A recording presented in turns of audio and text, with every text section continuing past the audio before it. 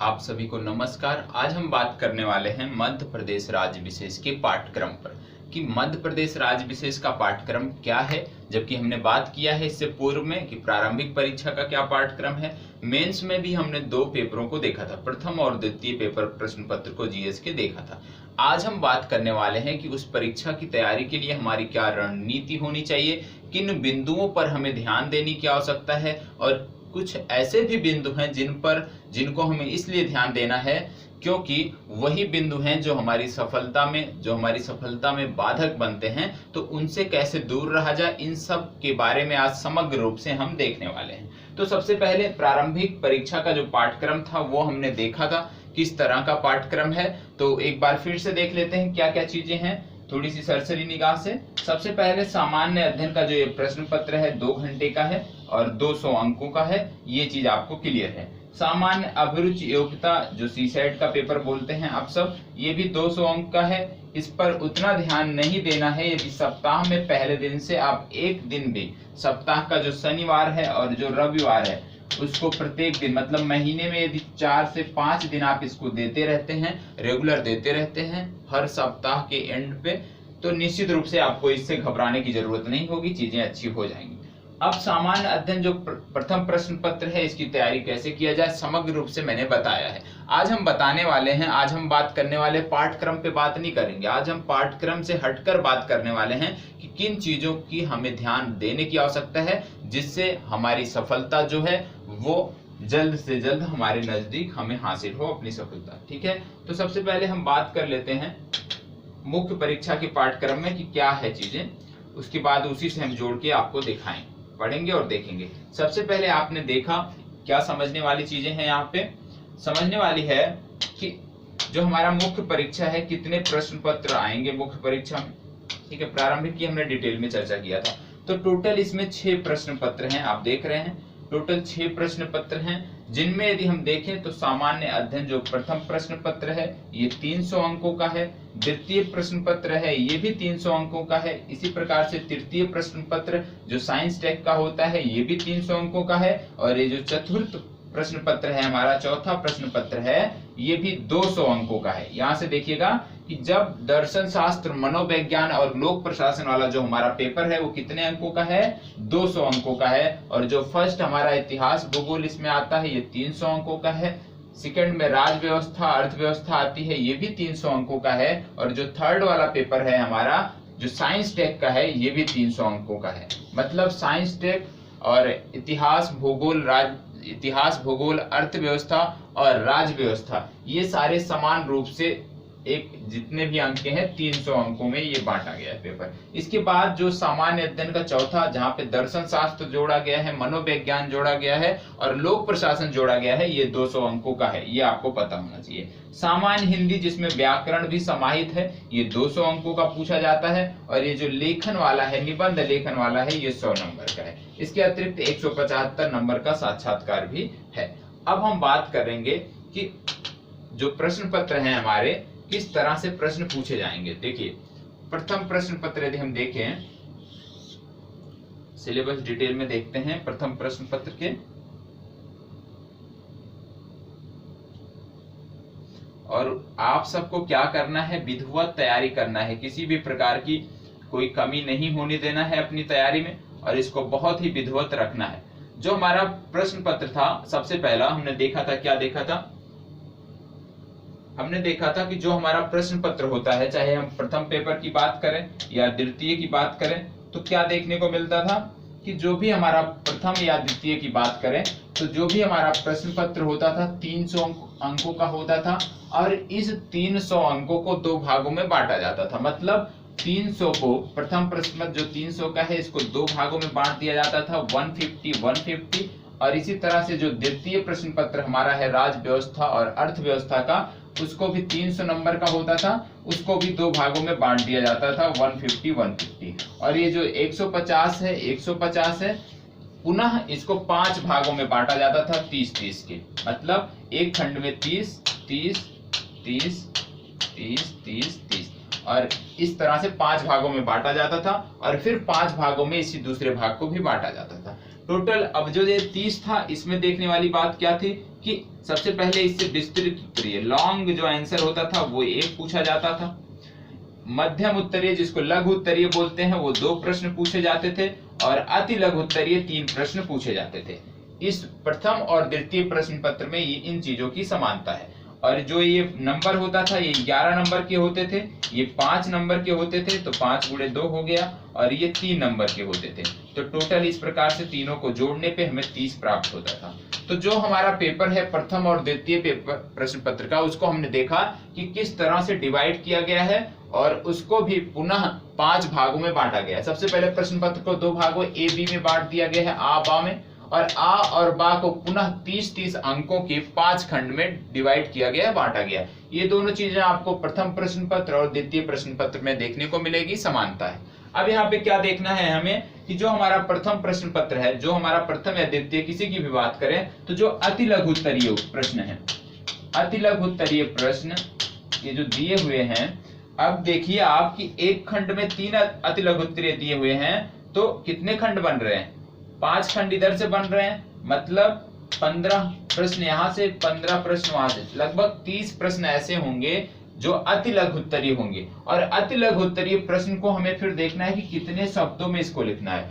अति लघु उत्तरीय का प्रश्न मैक्सिमम 1 पंक्ति, 1 से या 1.5 पंक्ति, मैक्सिमम 2 पंक्ति से ज्यादा आपको नहीं लिखनी है। मतलब अति लघु उत्तरीय प्रश्न में बहुत ज्यादा यदि आपको शब्द लिखने हैं तो आप 15 से 20 शब्द लिख सकते हैं, 15 से 20 शब्द लिख सकते हैं, मतलब 1 से 2 पंक्ति ही आप इसमें लिख सकते हैं। ठीक है, इसके बाद बात आती है मध्यम उत्तरीय, लघु उत्तरीय की। यदि इसको बात करें लघु उत्तरीय की, तो इसमें क्या है, लघु उत्तरीय जो हमारे प्रश्न है कितने अंकों के हैं? 5 अंकों के हैं। ठीक है, अब अगर 5 अंकों के हैं तो अति लघु उत्तरीय से थोड़ा सा ज्यादा लिखना होगा, क्योंकि जितना हम लिख रहे हैं अति लघु उत्तरीय में, उसका 2 गुना तो होना ही चाहिए। तो इसमें कम से कम आप 4 से 5 पंक्ति लिख सकते हैं। मतलब मैक्सिमम आप इसमें शब्दों की बात करें तो 50 शब्दों तक आप बढ़ सकते हैं, 50 शब्दों तक आपको मैक्सिमम लिखना है। ठीक है, 50 से 60 भी हो सकता है, लेकिन आपको ध्यान रखना है कि जो परीक्षा में बात की जाती है वो मैक्सिमम बात किया जाता है। यदि बात कर रहे हैं कि लघु उत्तरीय प्रश्न जो विस्तृत उत्तरीय है उसको 200 शब्दों में लिखना है, तो जरूरी नहीं कि आप 200 में लिखें, ये मैक्सिमम है कि इससे ज्यादा आप मत लिखिए, नहीं तो आपका पेपर छूट जाएगा, क्योंकि उसी तरीके से उसी को ध्यान में रखकर पेपर इतना लेंदी बनाया जाता है। तो आपको 200 के चक्कर में नहीं पढ़ना है, आप इसको 150 से 175 तक लिख सकते हो और ये बेहतर आंसर कहा जाएगा। लेकिन क्या करना है, आपको कम शब्दों में अपनी बातों को समाहित करने की जो कला है उसको सीखना पड़ेगा। मतलब जो उत्तर लेखन की कला है वो आपको सीखना पड़ेगा। तो सबसे पहले लघु उत्तरीय में कितना लिखना है, मान लीजिए 5 पंक्ति लिखना है, और इसमें तो विस्तृत उत्तरीय जो है 200 शब्द लिखना है, तो इसमें 15 से 20 पंक्ति हो सकती है। अब आपके ऊपर है कि आप एक पंक्ति में कितना लिखते हैं, 1 शब्द, 3 शब्द, 4 शब्द कितना लिखते हैं, उस हिसाब से देखा जाता है। ठीक है, तो प्रथम और द्वितीय प्रश्न पत्र में क्या समानता है वो हमने देख लिया, किस तरह के प्रश्न आते हैं। अति लघु उत्तरीय में कितना लिखना होता है, लघु उत्तरीय में कितना लिखना होता है, और दीर्घ उत्तरीय में कितना लिखना होता है। अब हम पेपर की बात कर लेते हैं, थर्ड की बात कर लेते हैं। पेपर थर्ड की बात करें और फोर्थ की, थर्ड और फोर्थ की बात कर लेते हैं, फिर हम अपने मुद्दे पर आते हैं। थर्ड और फोर्थ को यदि हम देखें, पेपर थर्ड जो हमारा है और पेपर जो फोर्थ है, इन दोनों को यदि देखें तो कुछ समानता है, नहीं है। थर्ड पेपर में क्या चीजें हैं कि ये भी आपने देखा कि 300 अंकों का ही था, थर्ड पेपर भी 300 अंकों का ही था, और इस 300 अंक को जो है आप जानते हैं कि 10 इकाइयों में बांटा गया है। मतलब इस 300 अंक को 10 इकाइयों में बांटा गया है। ठीक, प्रत्येक इकाई कितने की हो गई, फिर 30 अंक की, इसी तरह से 10 इकाई है। मतलब 300 अंक का जो पेपर है उसको 10 भागों में डिवाइड किया गया है, और प्रत्येक भाग में 30 अंक के प्रश्न हैं। अब ये जो 30 अंक के प्रश्न हैं ये किस प्रवृत्ति के हैं, इसके बारे में हमें देखना है। तो इस 30 अंक में क्या है कि 3 शार्ट, जैसे पहले चला आता था 3 शार्ट, 2 हमारे लघु उत्तरीय, मीडियम और 1 लॉन्ग। ठीक है, जैसे पहले प्रथम और द्वितीय में आता था सेम चीजें हैं, लेकिन इसमें 10 इकाइयों में बांटा गया है। जैसे इसमें पहले हम क्या करते थे, 300 को 2 भागों में बांट देते थे, 150 तो 150 में ना करके इसको 10 इकाइयों में विभाजित किया गया है पेपर थर्ड को। और पेपर थर्ड की यदि हम बात करें तो इसमें टोटल यदि हम देखें तो कितने प्रश्न बन रहे हैं, अगर इसमें देखें 10 इकाई में कितने, एक इकाई में कितने प्रश्न बन रहे हैं, 3 2 5 1 6 प्रश्न यहां से बन रहे हैं, मतलब 10 इकाइयों में बांटा गया है तो कितने प्रश्न हो जाएंगे, 60 प्रश्न। 60 प्रश्न आपको थर्ड पेपर में देखने को मिलेंगे। जो नया सिलेबस है उसके अनुसार 60 प्रश्न आपको इस प्रश्न पत्र में देखने को मिलेंगे। फोर्थ की बात करें, आपने फोर्थ देखा कि 200 अंकों का पेपर था, ये दर्शन शास्त्र वाला पेपर था, ये 200 अंकों का पेपर था, जिसमें दर्शन शास्त्र, मनोविज्ञान और लोक प्रशासन शामिल है। ये 200 अंकों का पेपर है और इस 200 अंकों का जो पेपर है इसको जो बांटा गया है इकाइयों में, 5 इकाइयों में बांटा गया है, 5 इकाइयों में। इस 200 अंक के पेपर को यहाँ पे समझ लेते हैं। ये दो पेपर हमारा फोर्थ है, इसको 200 अंकों को 5 इकाइयों में बांटा गया है, ठीक है। और इसमें भी 1 से लेकर 4 तक, इकाई 1 से लेकर 4 तक जो है उसको अलग रखा गया है और 5वीं इकाई को अलग रखा गया है। अब 1 से 4 में क्या देखने को मिलेगा आपको इस प्रश्न पत्र के 1 से 4 में, तो आपको 1 से 4 में जो देखने को मिलेगा वो टोटल है 5 प्रश्न अति लघु उत्तरीय, ठीक। इसके बाद इसमें है 2 प्रश्न लघु उत्तरीय और 1 प्रश्न आपको देखने को मिलेगा दीर्घ उत्तरीय।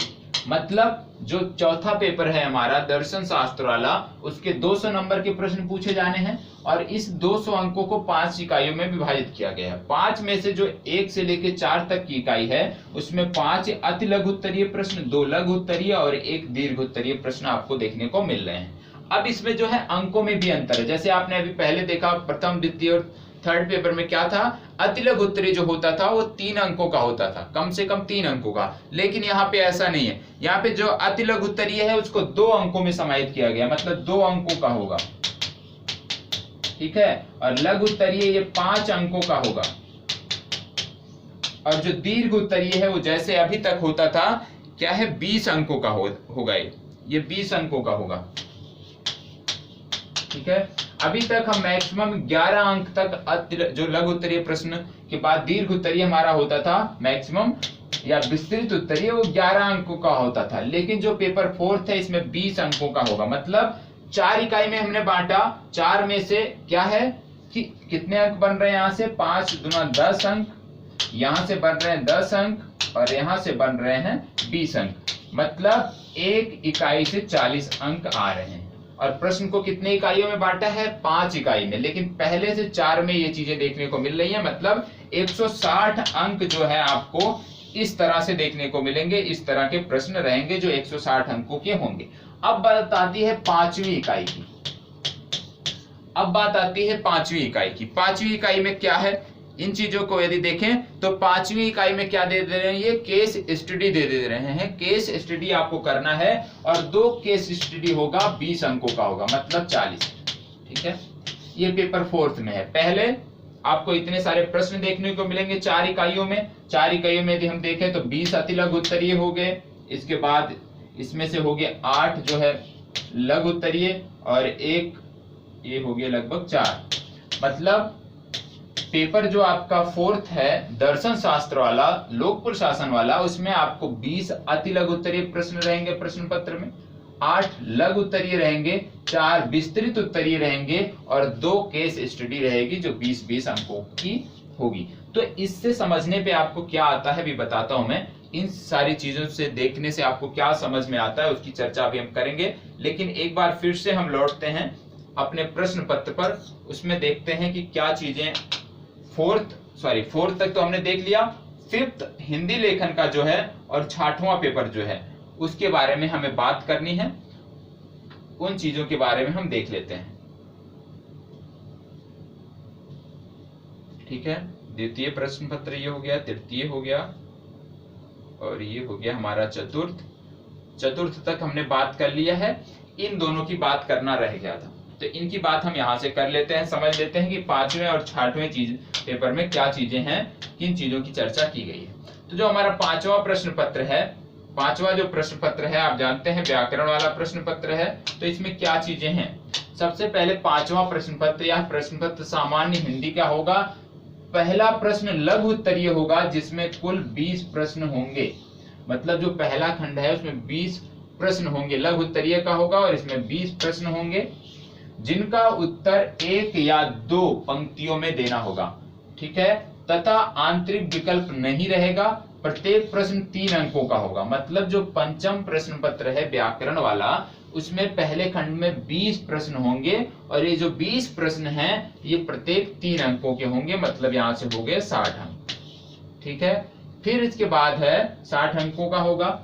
फिर प्रश्न क्रमांक 2 गद्यांश में हिंदी से अंग्रेजी का अनुवाद होगा। मतलब इसमें हिंदी से अंग्रेजी का अनुवाद भी आएगा और ये जो अनुवाद होगा टोटल 35 अंकों का होगा। मतलब हिंदी से अंग्रेजी और अंग्रेजी से हिंदी जो ट्रांसलेट करना है, इन दोनों को मिलाकर 35 अंकों का होगा। मतलब 20 अंक का हिंदी से इंग्लिश है और इंग्लिश से हिंदी है 15। तो टोटल 35 अंक यहां से हो जा रहे हैं। कितना बच रहा है? 95 अंक बच रहा है। ठीक है, फिर इसके बाद क्या कह रहा है कि प्रश्न संख्या 3 से 10 तक कुल 8 प्रश्न होंगे और प्रत्येक प्रश्न 15 अंकों का होगा। मतलब इसमें आंतरिक विकल्प भी दिया जाएगा। मतलब जो लास्ट के तीसरा जो खंड है इसमें कुल 8 प्रश्न होंगे और ये प्रत्येक प्रश्न कितने अंकों के हैं? 15। तो मतलब 120 यहां से हो गया। तो इस प्रकार से इस प्रश्न पत्र को बनाया गया है। मतलब व्याकरण वाला जो प्रश्न पत्र है उसमें टोटल आपको सबसे पहले ये याद रखना है क्या कि 35 अंक कहां से आने वाले हैं? ट्रांसलेशन से आने हैं। हिंदी से इंग्लिश, इंग्लिश से हिंदी से आने हैं। बाकी सारा जो नंबर है वो व्याकरण पर आधारित है। फिर बात आ जाता है निबंध लेखन वाले प्रश्न पत्र की, 6वें प्रश्न पत्र की। इसमें क्या कहा गया है कि यह प्रश्न पत्र हिंदी लेखन का होगा। प्रश्न पत्र 3 खंडों में विभाजित होगा। प्रत्येक खंड में आंतरिक विकल्प रहेगा। प्रत्येक खंड में लगभग 1000 शब्दों में हिंदी निबंध लिखना होगा।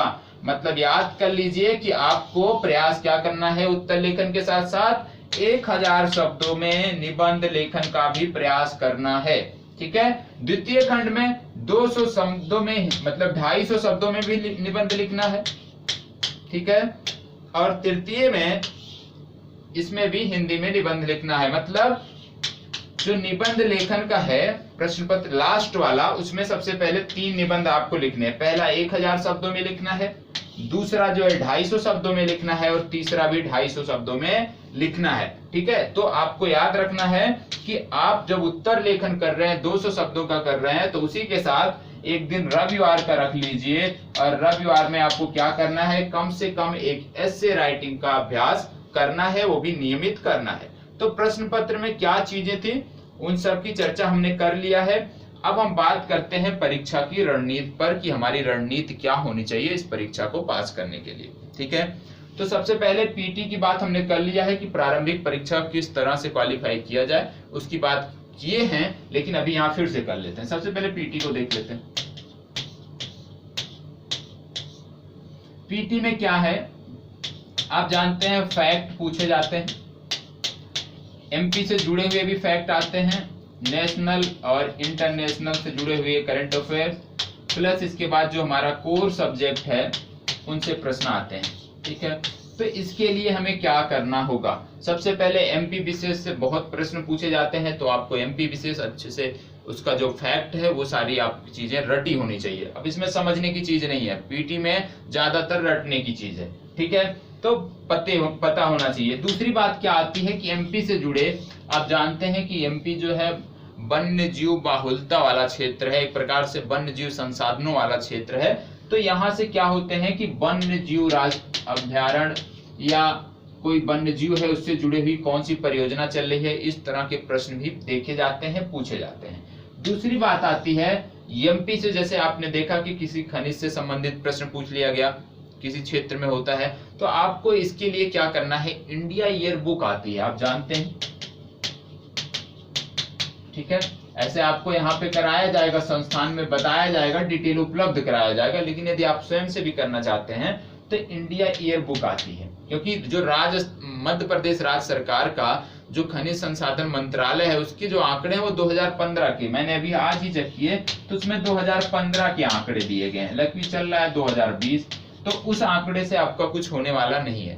तो इसके लिए आपको क्या करना है, इंडिया एयर बुक जो आती है वहां पे समसामयिक आंकड़े दिए रहते हैं, हर वर्ष निकलती है, आप सब जानते हैं। तो यहाँ से जो आपके खनिज संसाधन से संबंधित आंकड़े हैं विशेषकर, और जो खनन उद्योग से संबंधित आंकड़े हैं वो आप यहाँ से देख सकते हैं, ठीक है, खनिज संसाधनों से। इसके बाद आपको क्या देखना है एमपी में, बजट में कृषि से संबंधित या और खनन गतिविधियों से संबंधित क्या नई योजनाएं आई हैं, किन योजनाओं को हटाया गया है, किन को जोड़ा गया है, किन के उत्पादन में वृद्धि हुई है, इन सब की पकड़ बजट से होनी चाहिए, ठीक है। और जब बजट आएगा विस्तृत रूप से आपको मैं उसको चर्चा उसकी उपलब्ध कराऊंगा, ठीक है। तो आपको दो चीज देखना है कि एमपी की तैयारी करते समय सबसे पहले जो एमपी से air book, India air book से रिलेटेड जो टॉपिक हैं मध्य प्रदेश के खनन से संबंधित, खनिज गतिविधियों से संबंधित, तो उसको आपको अच्छे से देखना है। दूसरी बात, बजट को अच्छे से देखना है। यदि इन दो चीजों को आप देख लेते हैं, प्लस इसके साथ साथ यदि आप देखें तो मध्य प्रदेश की जनसंख्या के बारे में, साक्षरता के बारे में, इन सारी चीजों के बारे में यदि आप देख लेते हैं तो यहां से कम मैं मानता हूं कम से कम 5 प्रश्न आपके क्लियर हो जाएंगे। कम से कम 5 प्रश्न इस टॉपिक से पीटी में उठते हैं। तो आपको क्या करना है, इंडिया एयर बुक आती है वार्षिक स्तर पर, वहां से जाकर जो उस समय के समसामयिक आंकड़े होते हैं उसको अपने अपडेट कर लेना है। क्षेत्रों के बारे में आप सबको पता ही है कि कौन से क्षेत्र में किस प्रकार के खनिज पाए जाते हैं। और बजट से क्या देखना है, बजट से कृषि से संबंधित गतिविधियों को जरूर कवर करिएगा। तो यहाँ से आपको एक विस्तृत आंकड़ा जो मिलेगा उससे कम 5 प्रश्न आपके हल हो जाएंगे। फिर बात आती है फैक्ट की, और फैक्ट कहां से देखा जाए, और फैक्ट देखने के लिए एमपी से संबंधित आप करंट कोई एक एमपी का जो न्यूज़पेपर, समाचार पत्र विधिवत आपके पूरे मध्य प्रदेश को कवर करता है, आप उस समाचार पत्र को रेगुलर अध्ययन करिए, रेगुलर पढ़ने का प्रयास करिए, और वहां से जो कुछ भी आपको फैक्ट मिले उन चीजों को एक नोट्स साथ साथ तैयार करते रहिए। तो यदि आप एमपी का समाचार पत्र और इन 3 चीजों के बारे में ध्यान से देखते हैं तो निश्चित रूप से जो एमपी वाला खंड होगा इसके 50% प्रश्न हल होने हैं। अब बाकी के 50% कहाँ हल होने हैं, बाकी के जो 50% हैं वो जैसे डाटा से पूछा जा सकता है कि कौन सी नदियां हैं, कौन से झरने हैं, इन सब के बारे में, झीलों के बारे में, जलप्रपात के बारे में पूछा जाए तो उसको तो आपको रटना पड़ेगा, वो किसी समाचार पत्र में नहीं देखने को मिलेगा और ना ही समसामयिक में सारों की चर्चा होती है। हो सकता है कुछ की चर्चा रहे समसामयिक में, तो जिन नदियों, झीलों और जो वन्य जीव अभ्यारण्य के बारे में समाचार पत्रों में चर्चा रहे, जो आप समाचार पत्र डेली पढ़ रहे हैं, उसको आपको नियमित रूप से अंडरलाइन करते जाना है। क्योंकि जब आपकी परीक्षा होगी आप देखोगे कि जो समाचार पत्रों में जिन घटनाओं के बारे में आपने पढ़ा था, जो आपके सिलेबस से, आपके पाठ्यक्रम से जुड़े हुए थे, उससे प्रश्न जरूर देखने को मिलते हैं। और आजकल वन्य जीव अभ्यारण्य हो गया, खनिज संसाधन हो गया, बजट से, इन सब से जुड़े हुए प्रश्न ही पूछे जाते हैं, जो समसामयिक में चलता रहता है। एग्जामिनर भी चाहता है कि वहीं से प्रश्न पूछे जाए, तो एमपी आपका यहाँ से तैयार हो सकता है। फिर बात आती है कि इतिहास, भूगोल और इसका जो विस्तृत सिलेबस है, इसके लिए तो आपको रेगुलर पढ़ना पड़ेगा। जो संस्थान द्वारा वीडियो उपलब्ध कराए जा रहे हैं, जो आपका प्रोग्राम चल रहा है, उसमें कोई भी कमी नहीं है। आप जानेंगे कि मीडिएवल का, मध्यकालीन भारत की लगभग 50 वीडियो आपको मिलेगी, आधुनिक भारत की लगभग 100 वीडियो आपको मिलेगी, प्राचीन भारत की भी लगभग 100 वीडियो मिलेगी। तो 100 वीडियो में यदि प्राचीन भारत को खत्म किया गया है तो आपको विश्वास करना चाहिए कि कुछ भी चीजें ऐसी नहीं होंगी जो छूट गई हों। समग्र रूप से सभी चीजों को लेकर बताया गया है और चीजें जो आप तक उपलब्ध कराई जा रही हैं उसमें किसी प्रकार की कोई कमी नहीं है, ठीक है। फिर एक बात, आपने एमपी देख लिया, इसके बाद जो कोर सब्जेक्ट है उनको देख लिया। अब बात आती है करंट अफेयर्स की। करंट अफेयर्स कैसे किया जाए? करंट अफेयर्स आप 2 तरीके से कर सकते हो, ठीक है। बहुत ही महत्वपूर्ण है हमारी परीक्षा के लिए, आप सब जानते हो करंट अफेयर्स की भूमिका, चाहे पीटी हो या मेंस हो, ठीक है, दोनों के लिए महत्वपूर्ण है, ठीक है। लेकिन अभी तक राज्य विशेष से जो प्रीवियस ईयर के मुख्य परीक्षा के प्रश्न देखे जाते हैं तो ज्यादातर समसामयिक चीजें नहीं होती हैं, ठीक है, क्योंकि आपके सिलेबस में भी समसामयिक को इस तरह से जोड़ा नहीं गया है, लेकिन फिर भी महत्वपूर्ण है। पीटी के पर्पज से यदि हम देखें तो किस तरह से करंट अफेयर्स को पढ़ना चाहिए, सबसे पहली बात 2 तरीका है। पहला तो आप डेली पढ़ सकते हो करंट अफेयर्स, डेली उठिए, कम से कम आधे घंटे डेली दीजिए। कहाँ से पढ़ना है अभी बताता हूँ। दूसरा तरीका है साप्ताहिक। अब आपको जो अच्छा लगे, और मेरे हिसाब से आप दोनों करेंगे तो बेहतर स्थिति में रहेंगे। क्यों कि मान लीजिए डेली में आपने कुछ पढ़ा, हो सकता है डेली समाचार पत्रों में वो चीज देखने को ना मिले जहां आप पढ़ते हैं। यदि साप्ताहिक स्तर पर कहीं से आप पढ़ते हैं, हमारे द्वारा जो उपलब्ध कराया जाता है करंट अफेयर्स, साप्ताहिक करंट अफेयर्स हमारे द्वारा उपलब्ध कराया जाता है। ठीक है, आपको इस आजाद MPPSC अकादमी पे साप्ताहिक करंट अफेयर प्रत्येक सोमवार को देखने को मिलता है। प्रत्येक सोमवार को शाम 6 बजे तक ये आपके लिए उपलब्ध हो जाता है। तो आप करंट अफेयर्स क्या करना है आपको, आप पहली बात तो हमारे जो साप्ताहिक करंट अफेयर्स होते हैं, ठीक है, ये राज्य विशेष के लिए ही महत्वपूर्ण है। मतलब जो PCS का एग्जाम होता है उसी के पाठ्यक्रम पर लगभग 100% आधारित है। तो आपको क्या करना है कि सबसे पहले डेली बेसिस पे आप समाचार पत्र पढ़ते हो, उसमें चीजों को खोजो, उसमें समझने का प्रयास करो। तो वहां से क्या होगा, समाचार पत्र से डेली पढ़ोगे कि करंट अफेयर्स आपका डेली कुछ ना कुछ प्रश्न आपको समाचार पत्रों में देखने को मिलेंगे। आपको क्या करना है, उनको नोट डाउन करना है, उनका एक नोट्स तैयार करना है। ठीक है, फिर इसके बाद क्या करना है, साप्ताहिक आ जाएगा, सप्ताह का नया सोमवार आएगा, तो इसमें क्या करना है आपको, हमारे द्वारा जो करंट अफेयर उपलब्ध कराया जाएगा वहां पे जाके आप उसको पढ़िए। अब आपको क्या करना है, इन दोनों का मिलान करिए कि हो सकता है कुछ चीजें आपके हो और इसमें ना हो, या कुछ चीजें इसमें हो साप्ताहिक वाले में आपके पास ना हो। तो आपको क्या करना है कि दोनों चीजों से कंबाइंड एक तीसरा नोट्स तैयार करना है, और इस नोट्स में साप्ताहिक वाली भी चीजें होनी चाहिए और जो आपने सप्ताह भर में किया है वो भी चीजें होनी चाहिए। ठीक है, तो ये तो आप रेगुलर करते रहेंगे। अब ऐसे जब करते चले जाएंगे, आपका हो गया 1 महीना। ठीक है, अब 1 महीना हो गया, अब क्या करना है, अब आप जाइए मार्केट, अब आप जाएंगे बाजार। जब आप 1 महीने लगातार पढ़ लिए, आप गए बाजार। बाजार में जाके करना क्या है, आप जानते हैं कि हर कोई परेशान रहता है कि हम कैसे करंट अफेयर्स पढ़ें, कहां से पढ़ें, कैसे पढ़ें चीजों को। तो आपको क्या करना है, आपने सबसे पहले आपने क्या किया, डेली आपने करंट अफेयर्स का एक नोट्स बनाया, फिर आपको साप्ताहिक मेरे द्वारा दिया गया उसको इकट्ठा किया, और पूरे महीने तक ये कार्यक्रम चला। 30 दिनों तक ये कार्यक्रम आपने संचालित किया, पूरी तरह से ईमानदारी से, तत्परता से इसको चलाया। अब आपको क्या करना है, अब आपने जब 30 दिन पढ़ा तो आपको क्या करना है, एक विषय सूची तैयार करनी है। और विषय सूची मैं कहूंगा प्रतिदिन तैयार करते रहिए कि आज आपने क्या पढ़ा, किस विषय पर आधारित है। और वो जो विषय सूची आपने तैयार किया है उसको आपको ध्यान रखना है कि टॉपिक वाइज बांटना है। मतलब यदि राष्ट्रीय कोई घटनाक्रम है तो उसको लिखना है राष्ट्रीय घटनाक्रम के अंतर्गत 1, 2, 3। ठीक, अंतरराष्ट्रीय घटनाक्रम है तो उसको अंतरराष्ट्रीय घटनाक्रम के अंतर्गत रखना है। ठीक है, इतना तो हर कोई कर सकता है, पहचान सकता है कौन सा राष्ट्रीय घटनाक्रम है, कौन सा अंतरराष्ट्रीय घटनाक्रम है। यदि थोड़ा सा और आप अच्छा करना चाहते हैं और जागरूक होना चाहते हैं तो आप क्या कर सकते हैं, राष्ट्रीय घटनाक्रम जो है उसको डिवाइड कर सकते हैं। कैसे, मान लीजिए कोई अर्थव्यवस्था का प्रश्न है तो अर्थव्यवस्था में जोड़ दो, राज व्यवस्था से जुड़ी हुई कोई घटना है राज व्यवस्था में जोड़ दो, राज व्यवस्था के अंतर्गत लिख दो, अर्थव्यवस्था से है तो अर्थव्यवस्था के अंतर्गत लिख दो, साइंस टेक सामान्य विज्ञान या जो है तकनीक से संबंधित है तो उसको साइंस टेक में रख दो। ठीक है, फिर इसके बाद जो है मिसलेनियस होता है कि किसी की मृत्यु हुई, किसी का जन्म हुआ या किसी द्वारा कोई पुरस्कार मिला, इन सब सारी चीजों को मिसलेनियस वाला वो भी आप नोट कर सकते हो अलग, यदि आप थोड़ा सा मेहनत करना चाहते हैं, जागरूक हैं तो। अन्यथा यदि आपको इन सब चीजों से नहीं करना है तो आप 2 टॉपिक में बांटिए, एक राष्ट्रीय एक अंतरराष्ट्रीय, टॉपिक वाइज लिखते चले जाइए। यदि आप बांटना चाहते हैं तो इस तरह से प्रत्येक खंड में डिवाइड कर दीजिए, अर्थव्यवस्था, राज व्यवस्था, इतिहास, भूगोल, सामान्य विज्ञान, साइंस टेक, सारी चीजों को डिवाइड कर दीजिए और प्रत्येक को टॉपिक वाइज लिखते रहिए आपने क्या पढ़ा। मान लीजिए आपने पढ़ा कि DRDO ने एक वेंटिलेटर बनाया है तो लिखिए DRDO द्वारा वेंटिलेटर, उसका नाम भी लिख सकते हैं। जिस तरह से बुक में विषय सूची दी होती है उस तरह से बनाइए।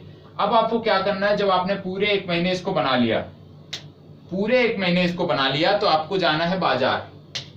अब अपने नजदीकी बाजार में गए जहां पे पत्रिका मिलती है, साथ साथ अपना वो इंडेक्स भी लेके गए जो अपनी विषय सूची आपने खुद तैयार की थी, जो आपने खुद विषय सूची तैयार की थी सप्ताह भर पढ़ने के बाद उसको साथ साथ लेके जाइए।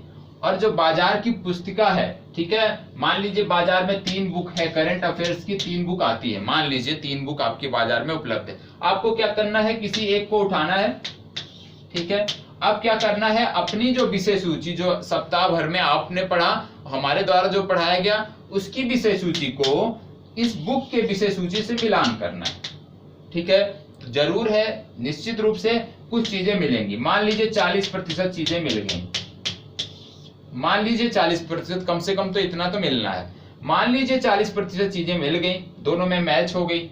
फिर आपने कोई दूसरी ऑप्शन यहाँ पे आपके पास था दूसरा ऑप्शन, उससे उठाया, उससे मिलाया, मान लीजिए उससे 50% चीजें उससे मैच हो गई। आपने तीसरा उठाया, आपने जो पढ़ा है उससे 60% चीजें उससे मैच हो गई। ठीक है, तो आपको क्या करना है कि जहां से चीजें आपकी सबसे कम मैच हुई हैं, मान लीजिए इससे आपके सिर्फ 40% चीजें ही मैच हुई हैं, 40% ही मैच हुई हैं, तो आपको क्या करना है, सबसे पहले जहां से सबसे कम, मतलब जिस बुक से आपको सबसे कम मैच हुआ, आपका मतलब उस बुक में सबसे ज्यादा अतिरिक्त चीजें हैं जो आपके नोट्स में मेरे द्वारा नहीं पढ़ाई गई हैं, मान लीजिए, तो आपको क्या करना है, जहां से सबसे कम मैच हो वही बुक आपको खरीद लेना है। ठीक है, अब यही बुक जब खरीद लेंगे आप, तो यही बुक खरीदने के बाद आपको नियमित उसी को पढ़ना है। कैसे? अब आपने जब इसको खरीद लिया, इन दो को आपने किनारा कर दिया, क्यों? क्योंकि इससे ज्यादातर चीजें आपकी मिल रही थी, ये आपके काम की नहीं थी। अब देखिए आपके पास पहले जो आपने 1 महीने मेहनत किया वो आपकी विषय सूची तैयार है, और मान लीजिए यदि कुछ छूट गया था, तो आपने जो बुक लाया देख के मैच करके बाजार से, उसमें से जाके आपका कवर हो जा रहा है। मतलब इस प्रकार से यदि आप चलेंगे तो क्या हो जा रहा है, 100% जो आपका करंट अफेयर्स है वो तैयार होता चला जा रहा है, कुछ भी छूट नहीं रहा है। और परीक्षा की यही मांग है, आपकी परीक्षा की यही मांग है कि कुछ भी छूटने ना पाए। अब आपने सब कुछ कर लिया, मार्केट से ले आए, विषय सूची तैयार कर लिया। अब आपको क्या करना है कि नया जो महीना प्रारंभ हुआ है उसकी तैयारी जिस तरह से पहले आप करते थे, स्वयं नोट्स बनाते थे, सप्ताह में मेरे द्वारा नोट्स आता था, दोनों को मैच करते थे, मिलाते थे, इसके बाद एक तीसरा नोट्स बनाते थे। ठीक, अब आपको क्या करना है, ये चीजें कंटिन्यू रखनी है, लेकिन शनिवार और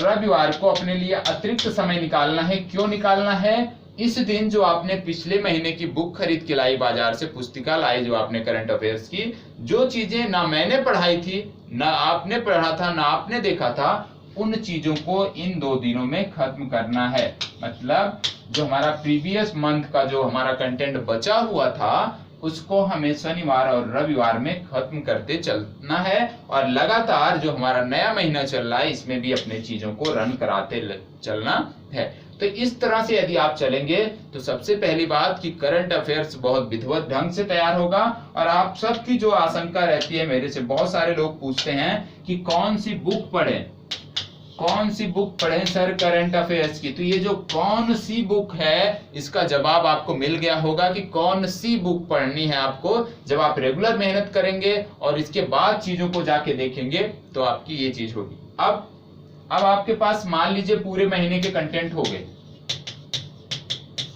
पूरे महीने के 100% कंटेंट हो गए, जो कमी थी वो आपने मार्केट से बुक परचेज करके लाई, वहां से चीजों को कवर कर लिया। अब आपको क्या करना है कि यदि लिखा है कि डीआरडीओ ने एक वेंटिलेटर बनाया, ठीक है, वर्तमान समय में मान लीजिए डीआरडीओ ने एक वेंटिलेटर बनाया, उसका कुछ नाम भी है, आपने नाम पढ़ लिया कि डीआरडीओ ने एक वेंटिलेटर बनाया। ठीक, आपने भी पढ़ लिया, जितने लोगों ने उस किताब को लाया होगा, खरीदा होगा, सबने ये पढ़ लिया कि डीआरडीओ ने इस नाम के वेंटिलेटर को बनाया। अब आपको क्या काम है कि यदि आप थोड़ा सा जागरूक हैं, आप चाहते हैं कि औरों से हट के, उनकी लीग से हटकर आप कुछ करना चाहते हैं, आपको क्या करना है, यहीं पे तुरंत, भले ही आपको सब कुछ पता है, तुरंत यहीं पे लिखना है डीआरडीओ की स्थापना कब हुई, डीआरडीओ का हेडक्वार्टर कहाँ है, डीआरडीओ के प्रमुख कौन हैं, यदि प्रमुख हैं जो, उनको क्या कोई पुरस्कार मिला है, कहीं से फेलोशिप मिली है, वो सारी चीजें देखनी है। फिर आपने देख लिया कि भाई डीआरडीओ क्या पहली बार बना रहा है वेंटिलेटर, इससे पहले भी डीआरडीओ ने कुछ आविष्कार किए होंगे, हो सकता है कुछ मिसाइल बनाई हो, कुछ कवच बनाया हो, तो क्या पहले क्या बनाया है डीआरडीओ ने, उस चीज को भी यहीं पे देख लेना है। मतलब आपने वेंटिलेटर पढ़ा, वेंटिलेटर के बाद वापस आ गए, यदि चीजें आपको नहीं मिल रही है तो आपको कहां पे जाना है, डीआरडीओ की वेबसाइट पे जाना है। डीआरडीओ की वेबसाइट पे जाएंगे, वहां पे चीजें आ जाएंगी, नहीं मिलती हैं गूगल सर्च मारिए, डीआरडीओ से जुड़ी हुई चीजें आपके सामने आ जाएंगी। ठीक है, डीआरडीओ एक्सपेरिमेंट, डीआरडीओ प्रोडक्ट, वो सारी चीजें आपकी लिस्ट में आ जाएंगी और निश्चित रूप से आपको मदद मिलेगी। यदि मान लीजिए आपने इसरो के बारे में पढ़ा, इसरो के बारे में पढ़ा, आपने पढ़ लिया गगनयान मिशन है हमारा, गगनयान मिशन के लिए हम सहायता ले रहे हैं, किससे? रूस से ले रहे हैं। ठीक है, आपने पढ़ लिया गगनयान मिशन के लिए हम रूस से सहायता ले रहे हैं अंतरिक्ष यात्रियों को प्रशिक्षण देने के लिए। आपने पढ़ लिया, हमने भी पढ़ लिया और उसी पे आपने चीजों को समाप्त कर दिया, उसी पे आप रुके हैं। फिर आपको क्या करना है? सब इसी तरह से पढ़ लिए कि गगनयान मिशन के लिए रूस हमारी मदद कर रहा है। अब अगर ये प्रश्न परीक्षा में पूछा जाता है तो सब कर ले जाएंगे, फिर आपका फायदा क्या हुआ? तो आपको क्या करना है कि गगनयान मिशन ठीक है भैया इसरो ने किया है, अब इसरो के बारे में जैसे डीआरडीओ के बारे में देखा, याद भी हो जाए तो भी लिखना है इसरो के बारे में सारी चीजें, प्रमुख कौन है, स्थापना कब हुई, सारी चीजें लिखना है। ठीक है, और जब सारी चीजें आपने लिख दिया तो इसरो के बारे में और आपको क्या जानना चाहिए कि भारत का मिसाइल प्रक्षेपण, भारत में मिसाइल प्रक्षेपण केंद्र कितने हैं, रॉकेट प्रक्षेपण केंद्र कितने हैं। जैसे आपने सुना होगा कि कोई रॉकेट मान लीजिए GSLV है, मार्क 3 M1 जब भेजा गया था तो आपने सबने पढ़ा। अब आपको इसमें देखना था कि भाई ये कहां से भेजा गया, और भेजा गया तो वो कहां पे है, किस राज्य में है, उसकी अवस्थिति कहां है, उस राज्य विशेष में कहां पर है, इन सारी चीजों को बारे में डिटेल से आपको इस तरह से देखने की जरूरत होगी। ठीक है, मान लीजिए RBI ने, एक तीसरा उदाहरण दे देता हूं, मान लीजिए RBI ने रेपो रेट कम कर दिया। ठीक है, आपने पढ़ा कि RBI ने रेपो रेट कम कर दिया और इतने बेसिस पॉइंट की कटौती की गई, सबने पढ़ा, आपने भी पढ़ लिया। अब सब में और आप में, अपने आप में आपको अंतर रखना है, तो कैसे रखेंगे? आप तुरंत जाइए भैया RBI कब है, स्थापना कब हुई, किस समिति की अनुशंसा पर RBI की स्थापना की गई थी। ठीक है, इसके बाद RBI द्वारा बहुत सारी समितियां बनाई जाती हैं, ATM शुल्कों पर समीक्षा के लिए, मौद्रिक लोन से बहुत सारी समीक्षा के लिए समितियां बनाई जाती हैं। तो जो प्रमुख समितियां होती हैं उसके नाम आपको पता होना चाहिए, किस उद्देश्य के लिए बनाया गया है वो आपको पता होना चाहिए। ठीक है, तो इस तरह से चीजों को डिटेल में जाकर समझने की जरूरत है, और यदि इस तरह से चीजों को आप जोड़कर पढ़ेंगे तो निश्चित रूप से आपको सफलता मिलेगी। और इस सफलता का कोई शॉर्टकट नहीं है, ये आप सब जानते हैं। और दूसरी बात, यदि आप हमसे जुड़े हैं, आजाद MPPSC से जुड़े हैं, यदि आप आजाद MPPSC से जुड़े हैं तो आपको बता दूं कि आजाद MPPSC के द्वारा सबसे पहली बात, आपको यहाँ पे गुमराह नहीं किया जाएगा। जो सत्यता होगी, जो सच्चाई होगी उससे आपको रूबरू कराया जाएगा। आपको भ्रमित नहीं किया जाएगा कि हम तो ये कभी नहीं कहेंगे कि हम आपको 100% सफलता दिला देंगे, आप हमारे यहाँ प्रवेश लीजिए। नहीं भैया, हम कैसे दिलाएंगे, पढ़ना आपको है। जब आप मेहनत करोगे हमारे साथ साथ, हम क्या कर सकते हैं, हम सिर्फ आपको मार्गदर्शित कर सकते हैं। हमारा संस्थान ये वाला नहीं है कि आपने एडमिशन ले लिया तो हम कह रहे हैं कि 100% सफलता दिलाएंगे, बस एडमिशन ले लो भैया, ऐसा नहीं होने वाला है। हम सिर्फ आपको मार्गदर्शित कर सकते हैं कि इस रास्ते पर आप चलिए तो निश्चित रूप से आपको सफलता मिलेगी। और आपको, यदि आप उसी रास्ते पर चलते हैं, उसका अनुसरण करते हैं, थोड़ा सा अपना भी दिमाग लगाते हैं, तो निश्चित रूप से आप सफल रहेंगे। इसकी गारंटी हम लेते हैं कि यदि हमारे मार्गदर्शित किए हुए रास्ते पर आप चलते हैं तो निश्चित रूप से आप सफल रहेंगे। तो करंट अफेयर्स कैसे पढ़ा जाए, कहां से पढ़ा जाए, कौन सी बुक पढ़ा जाए, किस तरीके से जोड़कर पढ़ा जाए, वो मैंने आपको बता दिया। ठीक, अब हम बात करने वाले हैं विषय, ठीक, कि मुख्य परीक्षा जो मेंस एग्जाम है, इसके विषय की तैयारी कैसे की जाए। मान लीजिए कोई विषय है, मान लीजिए भूगोल है। अब भूगोल में 3 प्रवृत्ति के प्रश्न देखने को मिल रहे हैं। क्या? एक मिल रहा है अति लघु उत्तरीय, एक मिल रहा है लघु उत्तरीय और एक मिल रहा है दीर्घ उत्तरीय।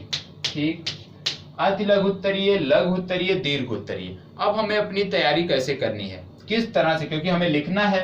तो ये तो नहीं है कि हमारे पास फैक्ट है हम जाके लिख लेंगे, नहीं। यदि आप मुख्य परीक्षा की, मतलब किसी भी राज्य विशेष की या UPSC की परीक्षा की तैयारी करने को आपने सोचा है, तो आपको क्या करना है, पहले दिन से ही आंसर राइटिंग करना है। ठीक है, पहले दिन से ही आंसर राइटिंग में लग जाना है। यदि आप गंभीर हैं कि आपको सफलता चाहिए तो पहले दिन से उत्तर लेखन के कार्यक्रम में लगिए। ये मैं अपने अनुभव से बता रहा हूं, ठीक है। अब दूसरी बात आती है कि भैया उत्तर लेखन करें तो कहां से करें। आप हमारे साथ जुड़िए, हमने आपको विकल्प दिया है। आजाद MPPSC अकादमी से जुड़िए, हमने आपको विकल्प दिया है। यहाँ पे हम क्या कराते हैं, सप्ताह के 3 दिनों MPPSC का जो सिलेबस होता है उसके आधार पे आंसर राइटिंग कराते हैं। सप्ताह के अगले 3 दिनों बीच बीच में एक दिन का गैप होता है, मतलब अगर एक दिन हमने MP की कराया तो दूसरे दिन UPSC, फिर तीसरे दिन MP। इस तरह से सप्ताह के सारे दिनों मतलब 6 दिन में हम तैयारी कराते हैं, उत्तर लेखन कराते हैं। और जो UPSC का होता है, UPSC ये आपके लिए भी जरूरी है, राज्य विशेष के लिए। क्यों? क्योंकि ज्यादातर जो हम इसमें आंसर राइटिंग कराते हैं UPSC वाले में, ये समसामयिक विषयों पर होते हैं, ठीक है। ये उत्तर राइटिंग समसामयिक विषयों पर होती है। और जो समसामयिक विषय होते हैं आप जानते हैं कि वो आपकी परीक्षा के लिए भी महत्वपूर्ण है। क्यों? क्योंकि जब हम उत्तर लेखन करने बैठते हैं तो उसमें फैक्ट की भी जरूरत लगती है, और प्रारंभिक परीक्षा की मांग ही यही है, क्या? फैक्ट। और फैक्ट कहां से? करंट से रिलेटेड, करंट से जुड़े हुए। तो मतलब जो आंसर राइटिंग है, कोई यदि ये कहे कि उत्तर लेखन जो है सिर्फ मुख्य परीक्षा में मदद देता है तो गलत है। सबसे पहली बात, उत्तर लेखन एक कला है, और इस कला को यदि आप सीख गए तो सबसे पहली बात, मेंस में तो आपको मदद मिलेगी, आप सफलता अर्जित करेंगे। उसके अतिरिक्त PT में भी मदद मिलेगी। क्यों? क्योंकि यदि आप नियमित उत्तर लेखन करते हैं तो आपको फैक्ट भी आते रहेंगे, फैक्ट का भी संग्रह होता रहेगा, और फैक्ट का संग्रह होगा तो PT अच्छा होगा। तीसरी बात क्या है, जब आप साक्षात्कार देने जाएंगे, आप जानते हैं साक्षात्कार में ज्यादातर समसामयिक विषयों से या आपका जो बायोडाटा होता है वहीं से प्रश्न बनते हैं। यदि आपने उत्तर लेखन नियमित किया है, PT अच्छे से किया, क्वालिफाई किया भाई, तभी मेंस में आप गए, और मेंस क्वालिफाई किया तभी साक्षात्कार में आप पहुंचे। तो जो आपने यहाँ पे आंसर राइटिंग किया था, जो आपने फैक्ट देखा था, समसामयिक विषयों पे आंसर राइटिंग किया था, अपना एक दृष्टिकोण बनाया था, वही दृष्टिकोण आपको सफलता दिलाएगा, साक्षात्कार में भी बेहतर अंक दिलाएगा। तो आप ही को यह मानना है कि जो हमारा आंसर राइटिंग है ये सिर्फ PT के लिए नहीं, ये मेंस के लिए भी मददगार है, PT के लिए भी मददगार है, और इंटरव्यू साक्षात्कार के लिए भी मददगार है। तो किस तरह से पढ़ना है उन चीजों के बारे में हम देखने वाले हैं, ठीक। अब आपको उत्तर लेखन कहां से करना है, मैंने बताया कि हमारे द्वारा उत्तर लेखन कराया जाता है। आपकी परीक्षा में एक प्रश्न आएगा 200 शब्दों का, एक प्रश्न लघु उत्तरीय में मान लीजिए 50 शब्दों का आएगा, या 60 शब्दों का मान लीजिए मैक्सिमम। अब इसको कैसे हमें करना है, जब आप हमारे साथ जुड़कर उत्तर लेखन करते हो तो हमारी एक शर्त है, क्या?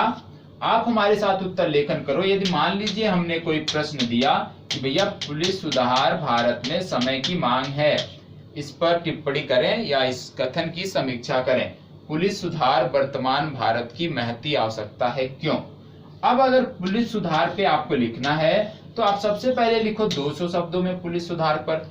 अब जब 200 शब्दों में पुलिस सुधार पर लिखा तो आपको प्रयास करना है कि भैया इसी पुलिस सुधार पे यदि उत्तर लेखन करना है, हमें 60 शब्दों में करना है, तो कैसे कर सकते हैं। मतलब ज्यादा से यदि आपको समय मिले और आपको कहा जाए कि कोई भी विषय वस्तु है उस पर कुछ ज्यादा लिखना है, यदि बोला जाए नहीं उस पर सीमित लिखना है, तो दोनों कला आपको आनी चाहिए कि आप किसी भी मुद्दे को, किसी भी बिंदु को, किसी भी सिलेबस के किसी भी पाठ्यक्रम के किसी भी बिंदु को यदि आपसे बोला जाए विस्तृत में लिखना है 200 शब्दों में, तो वो भी कला आपको आनी चाहिए। यदि आपसे कोई कह दे भैया 60 शब्दों में ही समाहित करो अपने 250 शब्दों को, तो आपको वो भी कला आनी चाहिए कि जो 250 शब्दों में अपने आपने विचार दिया था उसको कैसे 60 शब्दों में समाहित किया जाए। तो मैं ये कहूंगा कि जब भी आप किसी भी प्रश्न का उत्तर लेखन करें 200 शब्दों में, तो उसी को 50 शब्दों 60 शब्दों में भी लिखने का प्रयास करें। निश्चित रूप से तुरंत चीजें नहीं आएंगी, लेकिन यदि निरंतर आप अभ्यास करते रहें तो चीजें अपने आप आ जाएंगी। तो याद रखिएगा, यदि आप हमारे साथ जुड़े हो तो ये बहुत, ये जो है ना कंडीशन जो है हमारी, यदि आप हमारे साथ जुड़ते हो, हमारा जो टेलीग्राम ग्रुप है MPPSC unit of Azad IAS। यदि आप उससे जुड़ना चाहते हो, लिंक उपलब्ध करा देंगे कमेंट बॉक्स में, आप जुड़ सकते हैं। वहां पर क्या किया जाता है, वहां पर आपके उत्तर लेखन को चेक किया जाता है, उसमें जो कमियां होती हैं वो बताया जाता है कि आपको इन कमियों को दूर करना है। शाब्दिक त्रुटियां होती हैं उनको बताया जाता है, व्याकरण की त्रुटियां होती हैं उनको बताया जाता है। मतलब जो हमारा टेलीग्राम ग्रुप है उसके माध्यम से आप अपने उत्तर लेखन की जो कमियां हैं उसको दूर कर सकते हैं यदि आप हमारे साथ जुड़ते हैं। ठीक है, तो सबसे पहले मुख्य परीक्षा, जैसे आपने देखा प्रथम से लेकर थर्ड पेपर तक आपको इसी तरह के प्रश्न देखने को मिलेंगे, 50 शब्दों वाले, 200 शब्दों वाले।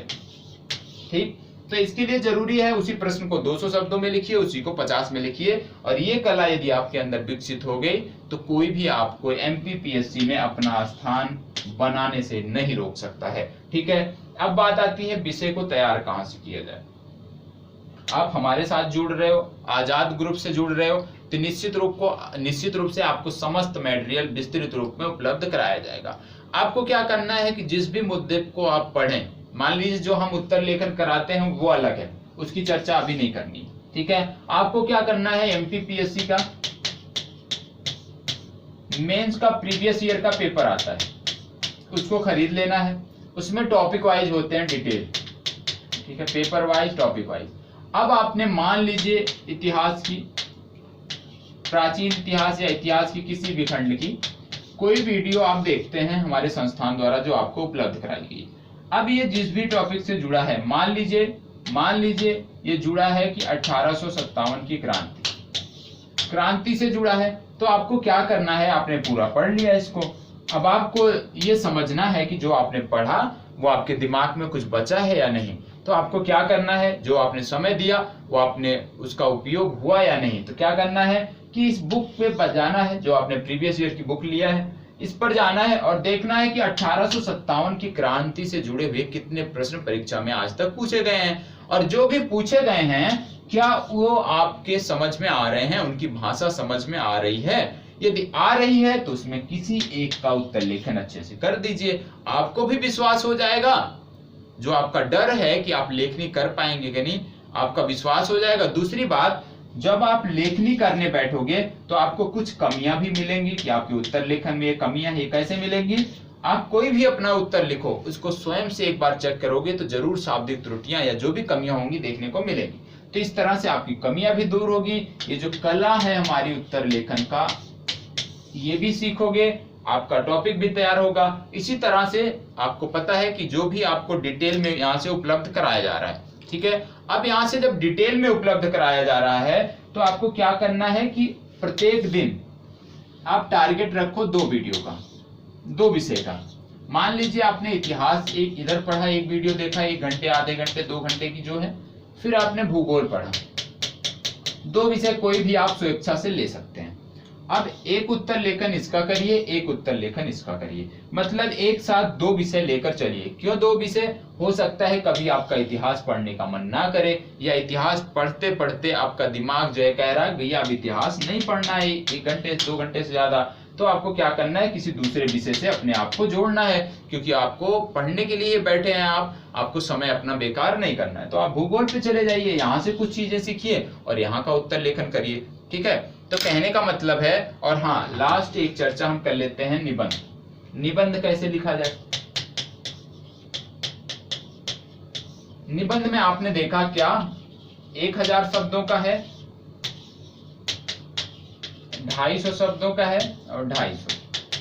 अब ये जो 250 है ये तो मान लीजिए आपसे हो जाएंगे। कैसे? आप 200 शब्दों का प्रयास कर रहे हो उत्तर लेखन में, जब विस्तृत के लिए, दीर्घ उत्तरीय के लिए, तो वहां से ये सारी चीजें समाहित हो जाएंगी, कर ले जाओगे। थोड़ा सा अतिरिक्त मेहनत करना पड़ेगा। लेकिन जब अभी तक आपने 200 शब्दों का ही प्रयास किया है, तो जब आप 1000 का लिखने बैठोगे तो भैया कैसे होगा 1000 का? इसके लिए जरूरी है कि सप्ताह में 1 दिन आप दो, और 1 दिन दो, क्योंकि निबंध और जो उत्तर लेखन है थोड़ा सा अंतर है, दोनों में थोड़ी सी, बहुत ज्यादा नहीं लेकिन थोड़ा सा भावों का अंतर है। तो जब आप उत्तर लेखन करने बैठते हो तो आपकी सोच दूसरी होनी चाहिए, और जब निबंध लेखन क्या अंतर है वो आपको बताया जाएगा, सर ने बताया भी होगा। और ये जो 1000 शब्दों का है, इसके लिए क्या करना है, मान लीजिए आपको नहीं पता निबंध कैसे लिखा जाता है, ठीक है, कुछ भी नहीं, किसी भी मुद्दे को आपने पढ़ा, किसी भी मुद्दे को आपने, मान लीजिए बालिका शिक्षा पर आपने पढ़ा, ठीक है, महिलाओं की शिक्षा पर पढ़ा या महिला सशक्तिकरण पर पढ़ा। अब आप महिला सशक्तिकरण पर कितने पॉइंट बना सकते हो, कितने पॉइंट बना सकते हो, पहले पॉइंट बनाते चले महिला सशक्तिकरण, ठीक है। अब आपने पॉइंट बना लिया तो आप देखो कि आपको 1000 शब्दों में लिखना है, तो किस पॉइंट को कितना लिखोगे कि 1000 पूरा हो जाएगा, मतलब कम से कम 1000 हो जाएगा, ठीक। तो उस हिसाब से आप बांटो और लिखने का प्रयास करो। मतलब सप्ताह में रविवार एक दिन दे दो, रविवार को कम से कम 3 घंटे इसको दे दो। 1 घंटे तो आपको लिखने में लगेंगे, 2 घंटे चीजों को समझने में दे दो। रविवार को यदि आप 3 घंटे दे देते हो अपने उत्तर लेखन के लिए, इसके लिए निबंध के लिए, तो निश्चित रूप से आपका जो 60वां पेपर है वो भी बेहतर होता जाएगा। और मैं बार बार कह रहा हूं, आप मध्य प्रदेश की तैयारी कर रहे हो तो आप मध्य प्रदेश का पेपर पढ़ो। मध्य प्रदेश के जो समाचार पत्र हैं, प्लीज आप द हिंदू और इन सब के चक्कर में मत बचिए, कुछ भी फायदा होने वाला नहीं है, आप अपना नुकसान करोगे, ठीक है। तो आपको क्या करना है, मध्य प्रदेश का समाचार पत्र पढ़ना है। मैं मध्य प्रदेश के 2 समाचार पत्रों में लेखन करता हूं, तो मैं जानता हूं कि समाचार पत्र जो है मध्य प्रदेश के, आप अपनी तरफ से देख लीजिएगा, ठीक है। मैं जो करता हूं वो है, उसका नाम है पेपर का, 1 मिनट बता रहा हूं आपको, अच्छा पेपर है और उसके जो कंटेंट होते हैं, वो भी अच्छे होते हैं। मध्य प्रदेश में स्वदेश नाम से 2 पेपर आते हैं, पूरे मध्य प्रदेश में आते हैं, छत्तीसगढ़ में आते हैं, यूपी में भी ये पेपर सप्लाई होते हैं, ठीक है। तो स्वदेश नाम का जो पेपर है, दोनों पेपर मुझे अच्छे लगते हैं, ठीक है। दोनों एक ही नाम से हैं, आप डालोगे स्वदेश ई पेपर सर्च करोगे, आपको पेपर मिल जाएंगे, दोनों मिल जाएंगे, ठीक है। अलग अलग लिंक मिलेगी दोनों की।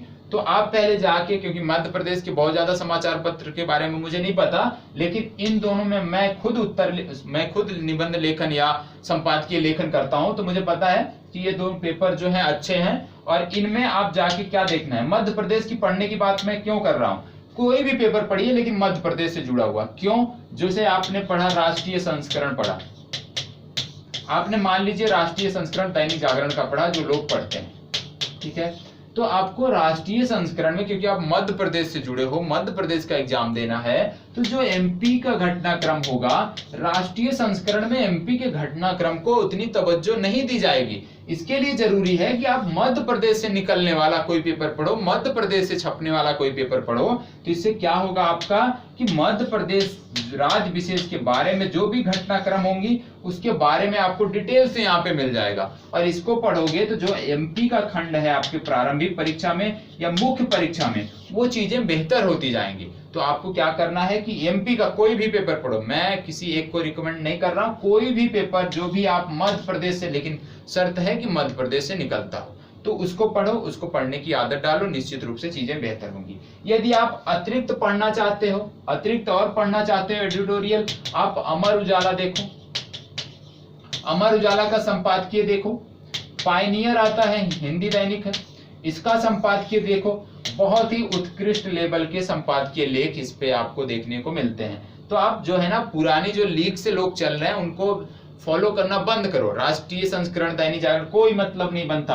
आप इन समाचार पत्रों को भी देखोगे तो जो इसके लेखक हैं, उत्कृष्ट लेखक हैं, बहुत ही अच्छे ढंग से लोग अपनी बातों को व्यक्त करते हैं, समसामयिक मुद्दों को उठाते हैं। तो आप इनके लेखों का पढ़ने का आदत डालो, ठीक है। तो किस तरह से आपको अपनी तैयारी करनी है, मैंने पूरा प्रयास किया कि आपको एक वीडियो के माध्यम से समझाया जा सके, जिससे आपकी तैयारी को एक धार मिले, गति मिले और आप सफलता की तरफ अग्रसर हो सके। तो आप सबका आजाद ग्रुप से जुड़ने के लिए बहुत बहुत आभार। निश्चित रूप से मैं गारंटी के साथ कहता हूं, आप आजाद ग्रुप से जुड़े हैं, किसी भी प्रकार की समस्या नहीं आने वाली आपको, और ना ही आपके पाठ्यक्रम की कोई भी विषय वस्तु ऐसी होगी जो अछूती रह जाए आपसे। तो आपको क्या करना है, सबसे पहले कि प्रारंभिक परीक्षा के साथ साथ मुख्य परीक्षा की तैयारी में भी आज से ही, पहले दिन से, जिस दिन से आपने एडमिशन लिया उसी दिन से लग जाना है और उसी दिन से उत्तर लेखन करना है। उत्तर लेखन के लिए आप अपने टेलीग्राम ग्रुप पे शेयर कर सकते हैं, वहां पर आपको सारी चीजें उपलब्ध करा दी जाएंगी। तो यहीं पे अपनी चर्चा समाप्त करते हैं। उम्मीद करता हूं आप सब बहुत अच्छे से होंगे और तैयारी भी अच्छी चल रही होगी, ठीक है। बाकी आपकी कोई क्वेरी है तो आप क्या करना है, आपको कमेंट बॉक्स में बताएंगे। निश्चित रूप से मैं जितने भी लोग कमेंट बॉक्स में कमेंट करते हैं सबको जवाब देता हूं और प्रयास भी करता हूं कोई छूटने ना पाए। तो आप कमेंट बॉक्स में यदि आप अपने जो भी आपके समस्याएं हैं उसको बताएंगे तो निश्चित रूप से उसका समाधान आपको किया जाएगा। धन्यवाद।